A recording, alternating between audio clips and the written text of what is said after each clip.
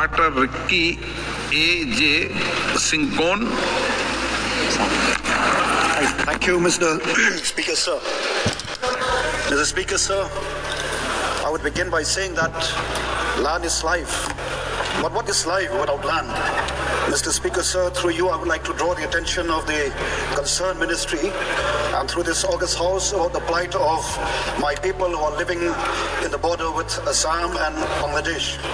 Mr. Speaker, sir, for many years, my people living in the border have been facing a persistent threat to their land and even to their life.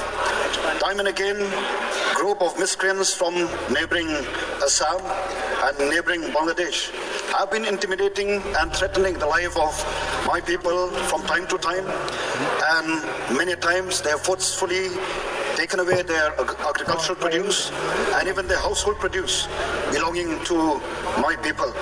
Therefore, Mr. Speaker, sir, through you, I would like to mention here that my people are living in constant fear, and many of them have lost their livelihood because the land have been encroached upon and the land have been forcefully taken away by these people.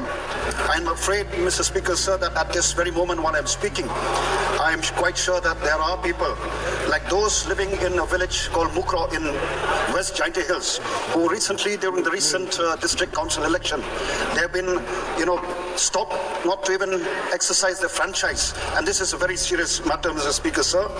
And these people are terribly in deep despair and living a life of hopelessness and a life which is full of uncertainty.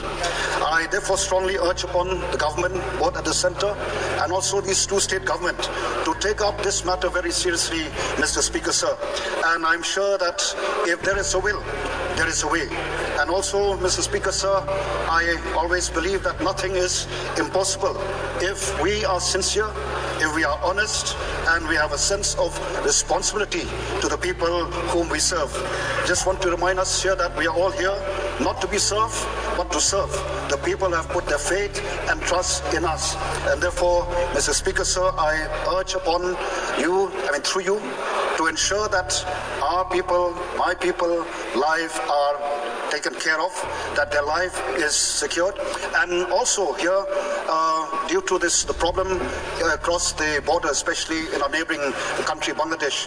And therefore, I would urge upon you, Mr. Speaker, sir, that, people living in the border, especially again at the Bangladesh border, that our forces who are supposed to man the border take utmost care to be on their toes to protect the life interests of our people.